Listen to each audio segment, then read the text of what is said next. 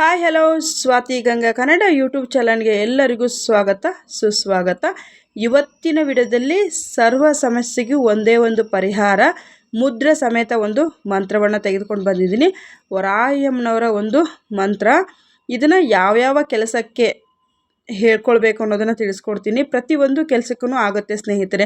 ಒಂದು ನಿಮಗೆ ಕೆಲಸ ಸಿಗಬೇಕಾ, ಮತ್ತು ಮನೆಯಲ್ಲಿ ಹಣದ ಸಮಸ್ಯೆ ಇದೆಯಾ, ಮತ್ತು ಮನೆಯಲ್ಲಿ ನಿಮಗೆ ಕಿರಿಕಿರಿ ಅನ್ನಿಸ್ತಾ ಇದೆಯಾ, ನಿಮ್ಮ ಮನೆಯಲ್ಲಿ ತುಂಬ ಜನ ಮಕ್ಕಳು ನಿದ್ದೆಯಲ್ಲಿ ಮಲಗ್ತಾ ಇರುವಾಗ ಕೂಡ ತುಂಬ ಅಂದರೆ ತುಂಬ ಗಾಬರಿ ಬೀಳ್ತಾ ಇರ್ತಾರೆ, ಭಯ ಬೀಳ್ತಾ ಇರ್ತಾರೆ, ಬೆಚ್ಚಿ ಬೀಳ್ತಾ ಇರ್ತಾರೆ. ದೊಡ್ಡವರು ಅಷ್ಟೇ, ಅವರಿಗೆ ಮಲಗಿದ್ರೆ ಸಾಕು ಕೆಟ್ಟ ಸ್ವಪ್ನಗಳನ್ನುವಂಥದ್ದು ಬರ್ತಾ ಇರುತ್ತೆ.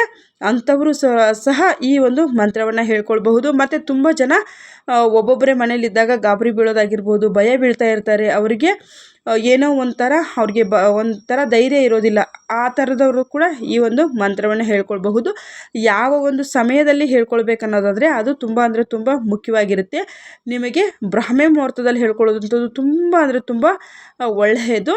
ನಾನು ಸುಮಾರು ನಿಮಗೆ ಮಂತ್ರಗಳನ್ನ ತಿಳಿಸ್ಕೊಟ್ಟಿದ್ದೀನಿ. ಯಾವ ಸಮಯದಲ್ಲಿ ಬೇಕಾದರೂ ಹೇಳಬಹುದು. ಆದರೆ ಒಂದೊಂದು ಮಂತ್ರಕ್ಕೆ ಅದರದೇ ಆದಂಥ ಒಂದು ಸಮಯ ಅನ್ನೋವಂಥದ್ದು ಇರುತ್ತೆ ಸ್ನೇಹಿತರೆ.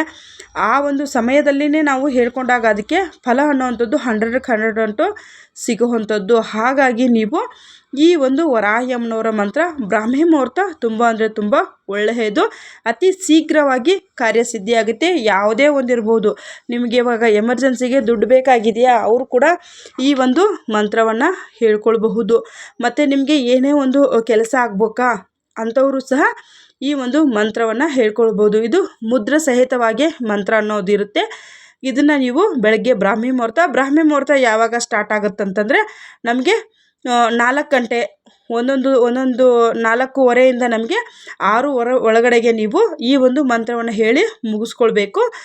ನಾವು ಅಷ್ಟೊತ್ತಿಗಾಗಲೇ ಇದು ಸ್ನಾನ ಮಾಡ್ಕೊಳ್ಬೇಕಂದ್ರೆ ಸ್ನಾನ ಅಂತ ಮಾಡ್ಕೊಳ್ಳೋವಂಥದ್ದು ಏನೂ ಇರೋದಿಲ್ಲ. ಆದರೆ ಬ್ರಾಹ್ಮಿ ಮುಹೂರ್ತ ತುಂಬ ಅಂದರೆ ತುಂಬ ಒಳ್ಳೆಯದು. ಯಾಕಂದರೆ ಇದು ಮುದ್ರೆ ಸಮೇತ ಮಂತ್ರ ಆಗಿರೋದ್ರಿಂದ ಬೆಳಗ್ಗೆ ಬ್ರಾಹ್ಮಿ ಮುಹೂರ್ತ ತುಂಬ ಅಂದರೆ ತುಂಬ ಒಳ್ಳೆಯದು. ನಿಮ್ಮ ಕೈಯಲ್ಲಿ ನೀವು ಮಾಂಸಾಹಾರ ಊಟ ಮಾಡಿದ್ದೀವಿ ಅಂದರೆ ಸ್ನಾನ ಮಾಡಲೇಬೇಕು ಈ ಮುದ್ರೆಗೆ ಮತ್ತು ಈ ಒಂದು ಮಂತ್ರ ಹೇಳ್ಕೊಳ್ಬೇಕಂದ್ರೆ. ಇಲ್ಲ ನಾವು ಆ ಥರ ಏನಿಲ್ಲ, ನಾವು ಸಸ್ಯಾಹಾರಿಗಳು, ನಾವು ಆ ಥರ ಅನ್ನೋರು ತೊಂದರೆ ಇಲ್ಲ, ಸ್ನಾನನೇ ಮಾಡ್ಕೊಳ್ಬೇಕಂತ. ನೀವು ಹಿಂದಿನ ದಿನ ನೀವು ಮಾಂಸಾಹಾರವನ್ನು ತಿಂದಿದ್ದೀರಂದರೆ ಈ ಮಂತ್ರವನ್ನು ಹೇಳ್ಕೊಳ್ಳುವಾಗ ನೀವು ಕಂಪಲ್ಸರಿಯಾಗಿ ಸ್ನಾನವನ್ನು ಮಾಡ್ಕೊಳ್ಬೇಕು. ಹೆಣ್ಮಕ್ಳು ಗಂಡ್ಮಕ್ಳು ಯಾರು ಬೇಕಾದರೂ ಹೇಳ್ಕೊಬೋದು. ಚಿಕ್ಕವರು ದೊಡ್ಡವರು ಪ್ರತಿಯೊಬ್ಬರೂ ಮಂತ್ರವನ್ನು ಹೇಳ್ಕೊಳ್ಬಹುದು. ಮತ್ತು ಹೆಣ್ಮಕ್ಳು ಅವರ ಒಂದು ಮಾಸಿಕ ದಿನಗಳಲ್ಲಿ ಈ ಮಂತ್ರವನ್ನು ಉಚ್ಚಾರಣೆಯನ್ನು ಮಾಡ್ಕೊಳ್ಳೋದಕ್ಕೆ ಹೋಗಬೇಡಿ. ಮತ್ತು ಮಕ್ಕಳಾಗಿದ್ದರೂ ಅಷ್ಟೇ, ದೊಡ್ಡವರಾಗಿದ್ದರೂ ಅಷ್ಟೇ, ನೀವು ಇದಕ್ಕೆ ಏನು ಮಾಡಬೇಕಪ್ಪ ಅಂತಂದರೆ ಇದನ್ನು ಹಾಸಿಗೆ ಮೇಲೆಲ್ಲ ಕೂತ್ಕೊಂಡು ಹೇಳೋ ಹಾಗಿಲ್ಲ. ನಿಮಗೆ ಯಾರ್ದು ಒಂದು ನಿಮಗೆ ಫುಲ್ಲು ಪ್ರಶಾಂತವಾಗಿರುವಂಥ ವಾತಾವರಣ ಅನ್ನೋವಂಥದ್ದು ಇರಬೇಕು. ನಾನಿಲ್ಲಿ ನಿಮಗೆ ಮಂತ್ರ ಮತ್ತು ಯಾವ ರೀತಿಯಾಗಿ ಹೇಳ್ಕೊಳ್ಬೇಕು ಅನ್ನೋದು ತಿಳಿಸ್ಕೊಡ್ತೀನಿ. ಈ ರೀತಿಯಾಗಿ ನೀವು ನೆಲದ ಮೇಲೆ ಕೂತ್ಕೊಳ್ಬಾರ್ದು. ಈ ಕೆಳಗಡೆಗೆ ನಾನಿದು ಬೆಳಗಿನ ಜಾವನೇ ಮಾಡಿ ನಿಮಗೆ ವಿಡಿಯೋನ ರೆಡಿ ಮಾಡ್ಕೊಂಡಿರೋ ಅಂಥದ್ದು. ನಾವು ಯಾವಾಗಂದರೆ ಯಾವಾಗ ಮಂತ್ರಗಳನ್ನು ಮಾಡೋದಕ್ಕೆ ಸಾಧ್ಯ ಇಲ್ಲ. ನಾನಿಲ್ಲಿ ತೋರಿಸ್ತಾ ಇದ್ದೀನಿ ನೋಡಿ. ಹಸ್ತವನ್ನು ಈ ರೀತಿಯಾಗಿ ನೋಡಿ, ಈ ರೀತಿಯಾಗಿ ಬರಬೇಕು. ನಾನು ನಿಮಗೆ ಮತ್ತೆ ತೋರಿಸ್ತೀನಿ ನೋಡಿ. ಕ್ಲೀನಾಗಿ ನೋಡ್ಕೊಳ್ಳಿ. ಈ ಸ್ಟ್ರೈಟಾಗಿ ನಮ್ಮ ಕೈಯನ್ನು ಇಟ್ಕೊಳ್ಬೇಕು. ಇದು ಎಡಗೈ ಬಲಗೈ ಎರಡನ್ನೂ ನೀವು ಮಾಡ್ಕೊಳ್ಬೇಕು. ನೋಡಿ, ಇಲ್ಲಿ ನನ್ನ ಮಗಂದು ಸ್ವಲ್ಪ ಕೈ ಬರ್ತಾಯಿದೆ. ಅವನು ಕೂಡ ನಾನು ಯಾವ ಥರ ಮಾಡ್ತೀನೋ ಅದೇ ಥರನೇ ಮಾಡ್ತಾಯಿದ್ದ. ಈ ರೀತಿಯಾಗಿ ನೀವು ಮುದ್ರೆಯನ್ನು ಫಸ್ಟು ನೀವು ಬೇಕಿದ್ರೆ ಇದನ್ನು ಪ್ರಾಕ್ಟೀಸನ್ನು ಮಾಡ್ಕೊಂಡು ಬಿಡಿ. ಆ ನಂತರದಲ್ಲಿ ನೀವು ಬೇಕಾದರೆ ಇದೇ ರೀತಿಯಾಗಿ ನಿಮ್ಮ ಕೈಲಿ 5 ನಿಮಿಷ ಆಗುತ್ತಾ, 10 ನಿಮಿಷ ಆಗುತ್ತಾ, ಎಷ್ಟು ನಿಮಿಷಗಳ ಕಾಲ ಆಗುತ್ತೋ ಈ ಮುದ್ರೆ ಸಮೇತ ಮಂತ್ರ ಆಗಿರೋದ್ರಿಂದ ಇಷ್ಟೇ ಟೈಮಿಂಗ್ಸ್ ಅಂತ ಏನೂ ಇರೋದಿಲ್ಲ. ನೀವು ಈ ರೀತಿಯಾಗಿ ಒಂದು 5 ನಿಮಿಷ 10 ನಿಮಿಷ ನಿಮ್ಮ ಕೈಗೆ ನಿಮಗೆ ಎಷ್ಟು ಚೆನ್ನಾಗಿದ್ದು ಬ್ಲಡ್ ಸರ್ಕ್ಯುಲೇಷನ್ ಕೂಡ ಆಗುತ್ತೆ. ಇವಾಗ ಇದ್ರ ಜೊತೆಗೆ ಇದನ್ನು 2 ಕೈಯನ್ನು ಮೇಲಕ್ಕೆ ಎತ್ತಿ ಮಾಡಿಕೊಳ್ಬೇಕು. ನೀವು ಈ ಚಪ್ಪಾಳೆಗಾಲನ್ನು ಹಾಕಿ ಕೂತ್ಕೊಂಡು 2 ಕೈಯನ್ನು ಮೇಲಕ್ಕೆ ಎತ್ತಬೇಕು. ಇವಾಗ ಮಂತ್ರ ಬರ್ತಾ ಇದ್ದೇನೆ ನೋಡಿ. ಶ್ರೀ ಬ್ರಹ್ಮ ವೈವರ್ತ ಶ್ರೀ ಭೂಲೋಕ ಮಾಯೇ ನಮೋ ನಮಃ. ಶ್ರೀ ಬ್ರಹ್ಮ ವೈವರ್ತ ಶ್ರೀ ಭೂಲೋಕ ಮಾಯೇ ನಮೋ ನಮಃ. ನಮಃ ಅಂದ್ರೂ ಸಾಕು, ನಮೋ ನಮಃ ಅಂದ್ರೂ ಕೂಡ ನಡೆಯುತ್ತೆ. ಇನ್ನೊಂದು ಸತಿ ಹೇಳ್ತೀನಿ ನೋಡಿ. ಈ ಮಂತ್ರವನ್ನು ನೀವು ಎಷ್ಟು ಬಾರಿ ಆದ್ರೂ ಸಹ ನೀವು ಹೇಳ್ಕೊಳ್ಬಹುದು.